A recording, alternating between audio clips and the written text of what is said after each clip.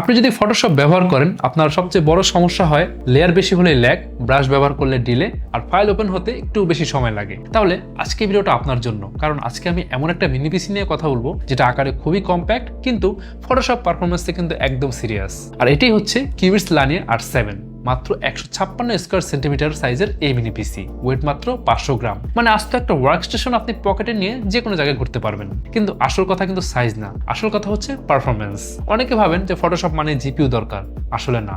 ফটোশপের অনেক বড় কাজ কিন্তু সিপিইউ দিয়ে হয়, যেমন লার্জ পিএইচডি ফাইল ওপেন করা, স্মার্ট অবজেক্ট প্রসেস করা, ফিল্টার্স অ্যাপ্লাই করা, batch export, content aware fill, layer merging, high resolution photo processing, এই সব কিছুর জন্য কিন্তু হেভিলি সিপিইউ ডিপেন্ডেন্ট। আর এখানে লানিয়ার R7 কিন্তু এগিয়ে আছে। এখানে আছে AMD Ryzen 7 7840HS processor, 8 cores plus 16 threads, max turbo speed 5.1 GHz। এখন এই স্পেকটার মানে কি? মানে আপনি যখন 4K ইমেজ এডিট করছেন, মাল্টিপল লেয়ার নিয়ে কাজ করছেন, মাস্ক, অ্যাডজাস্টমেন্ট লেয়ার, ব্লেন্ডিং মোডে সব একসাথে চালালেও কিন্তু সিস্টেম চোখ করবে না। হাই ক্লক স্পিড মানে হচ্ছে single thread performance strong, multiple course মানে হচ্ছে মাল্টিটাস্কিং অনেক স্মুথ হবে। মানে Photoshop plus Chrome plus Illustrator একসাথে চালালেও রেসপন্সিভ থাকবে।